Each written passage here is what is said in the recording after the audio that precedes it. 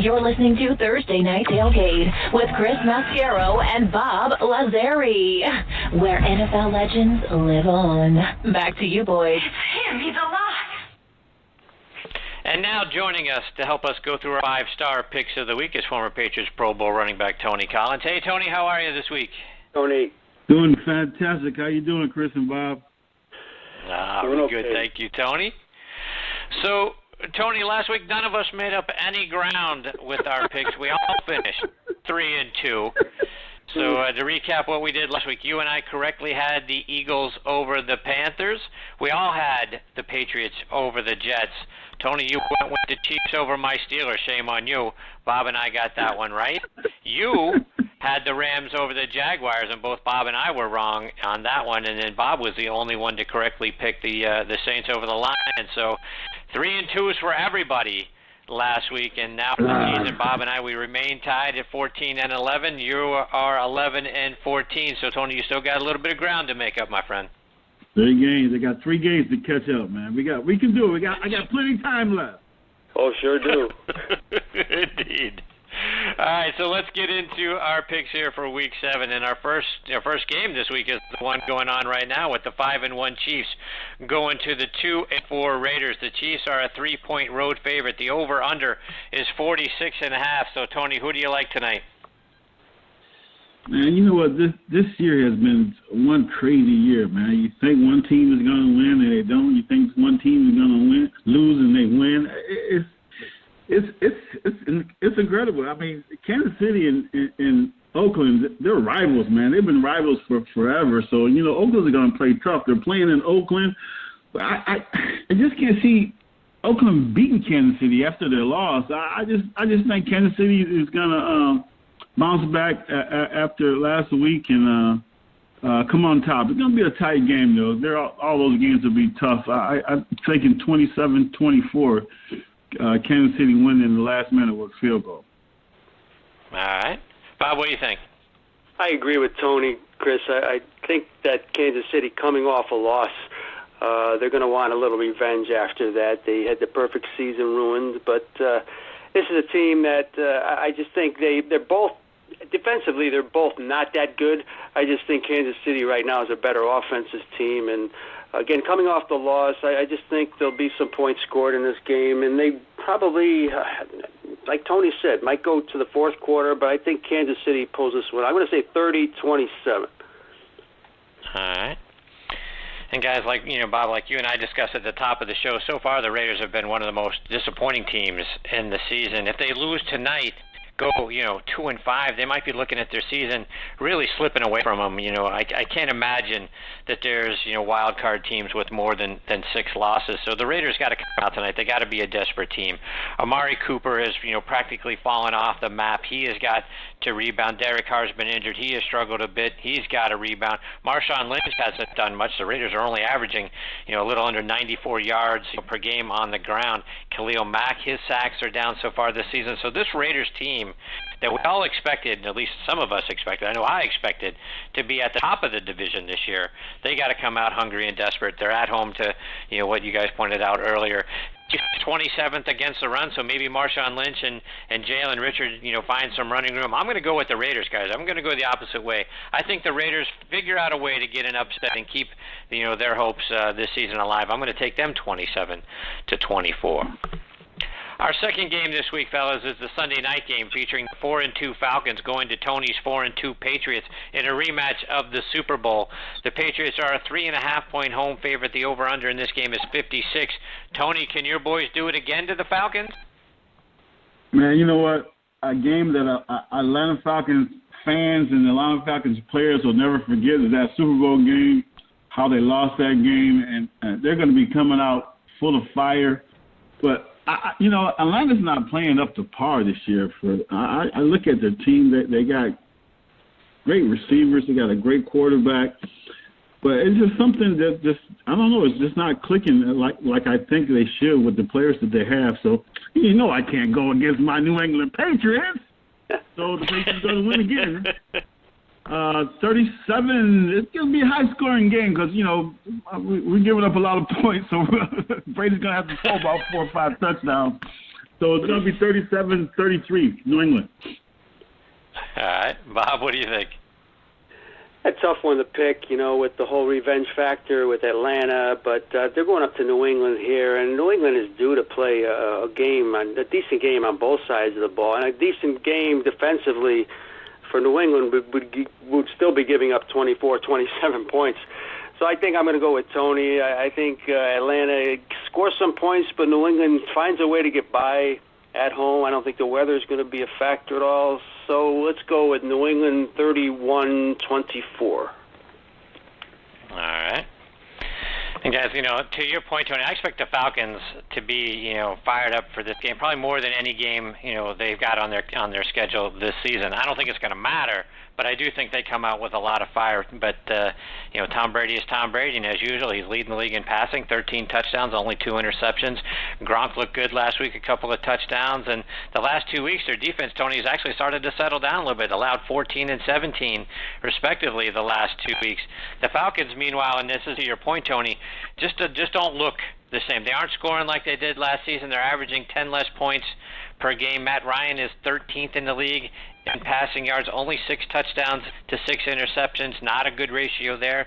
I think we're seeing from the Falcons, Bob, what you and I thought we would see, right? To quote Denny Green, they are who we thought they were, right? They've taken some steps backwards after a devastating loss in the Super Bowl. We thought that's what was going to happen. I think we're seeing that, so I'm with you guys. I'm taking the Patriots. I think they win 30-20.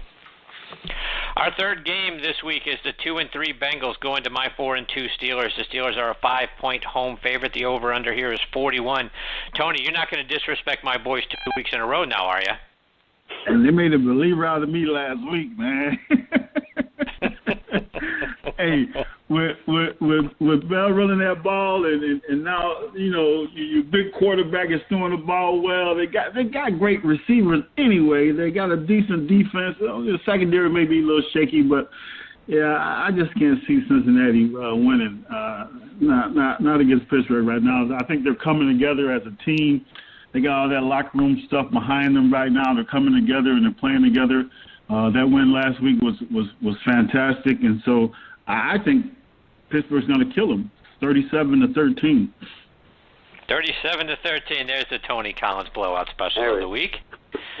Bob, who are you going with? It's amazing that Cincinnati has won a couple in a row, Chris. One of the lowest scoring teams in the entire league. And you're gonna have to put up some points to beat Pittsburgh. I mean, they're averaging 14, 15 a game. That's not going to get it done. So yeah, what Tony said is exactly correct. I don't see them coming close in this game. I think Pittsburgh's put all the stuff behind them, at least a lot of it anyway. So how about Pittsburgh 30-14? 30-14. All right, both of you guys think this is a blowout. All right. So, fellas, like I've said in the past, many of the Steelers' wins this season just haven't felt like wins. They barely beat the Browns week 1. Not even a 17-point win over the Vikings felt like a win because the Vikings had their backup quarterback in there, and then beating up on the Ravens. And the Ravens are who they are, right? Oh no, Joe is in there. He's the most overpaid quarterback probably in the history of the league. But finally, last week felt better. It felt like, they outplayed the Chiefs the whole game. Now, they still, let the Chiefs hang around, which is always dangerous because they could have won it in the final drive. Thank you, James Harrison, for a huge sack that finally, got that win sealed up. But this week, you got the Bengals. The Bengals have won 2 in a row, albeit over the Browns and the Bills. But the Bengals offense, my goodness, they're terrible. Andy Dalton, 21st in the league in passing, 7 touchdowns, 6 interceptions. His passer rating is 19th in the league. But guess what? Ben Roethlisberger is even worse. He's 27th in the league in passer rating, 7 touchdowns to 8 interceptions. Really hasn't looked good in any of the games, but you got all the drama with the 2 starting wide receivers, right? Antonio Brown with the Gatorade jug. Martavis Bryant said he wants to be traded. If the Steelers are going to achieve anything this year, and you guys allude to this, right? They got to find, they got to find a leader. I'm not sure they got one on the team, and they got to quit being me guys. So hopefully this win last weekend, sort of helped galvanize it a little bit. Though Martavis Bryant said he wants to be traded, but hopefully they're starting to come around. They did a really good job. The defense looked really good. They stopped the run, something they haven't done, all year so far. So I think they get it done again. I think they're going to make me nervous in getting it done, but I think they beat the Bengals 23-20. Our fourth game this week, fellas, is the 3-3 Jets going to the 3-2 Dolphins. The Dolphins are a 3-point home favorite. The over/under is 38. Tony, who do you think comes out on top here? Oh my God. This is, the Jets played well last week against my Patriots. They played well enough to win the game. And Miami, I don't know how they won last week, but they won. And so this one right here, man, is where they playing at? They're playing in Miami or New York? Miami. I'm going with Miami. I'm going with the home team. New York going down south, going to be hot. They're not used to the hot weather, so I'm the only reason I'm picking Miami is because they're the home team. I have no idea who's going to win this game, so I'm going to say 17. Flipping the coin, Miami. All right, Bob, what do you think? This has all the inklings of being one of the ugliest football games ever to be played. On paper, right, Tony? I mean, it looks bad.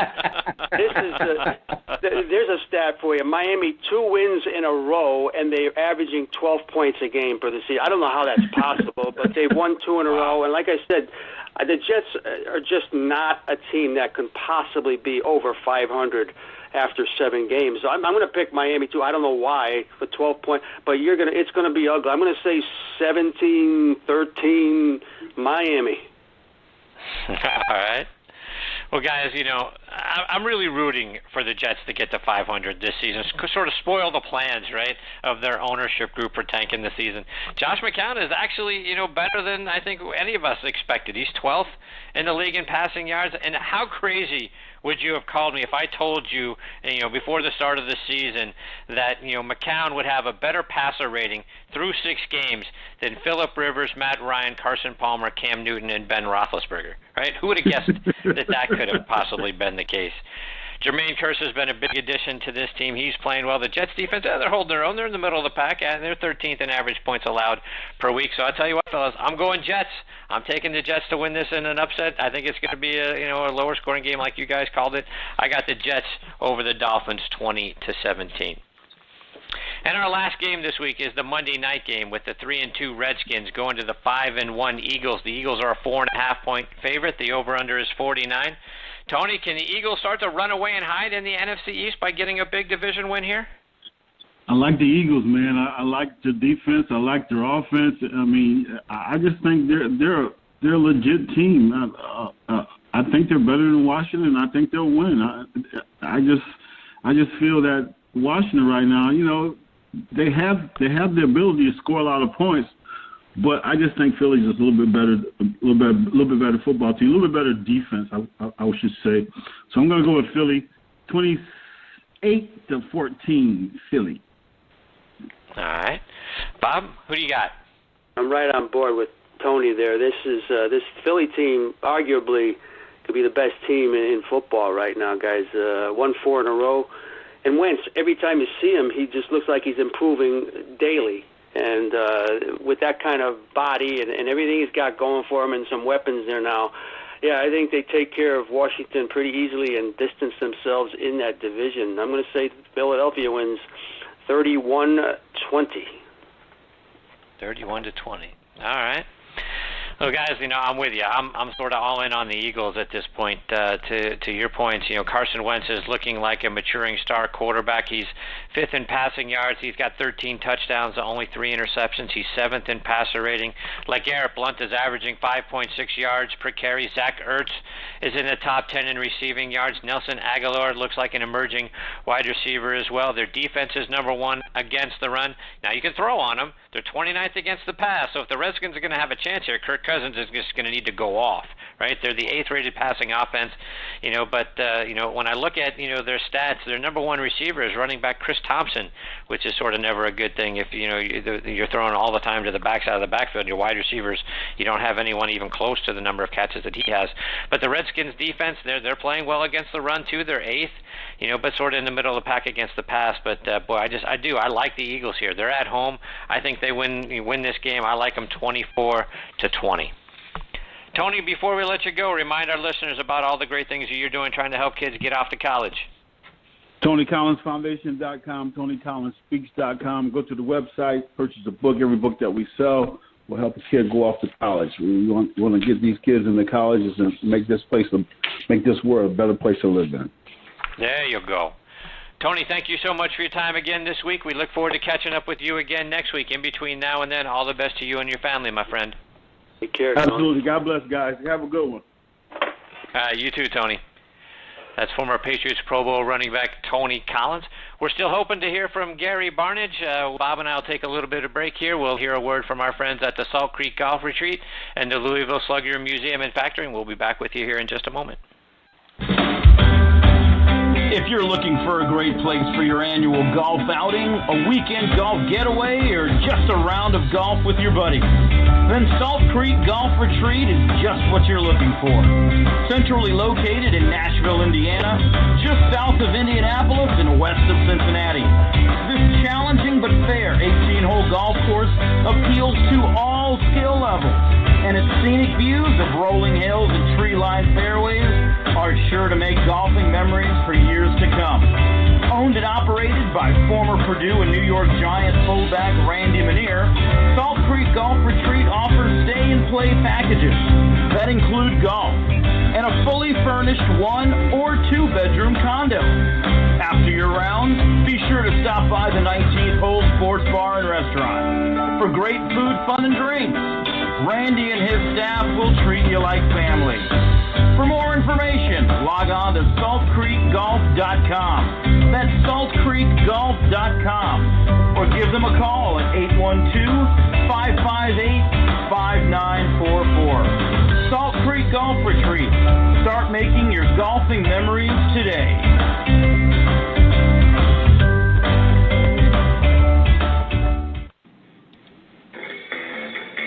See the official bat of Major League Baseball, made right before your eyes, at the Louisville Slugger Museum and Factory, located in downtown Louisville.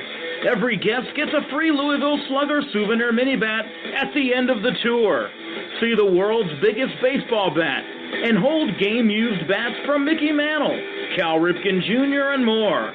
Lots of interactive exhibits, and check out the museum store where you can buy a personalized Louisville Slugger with your signature on it.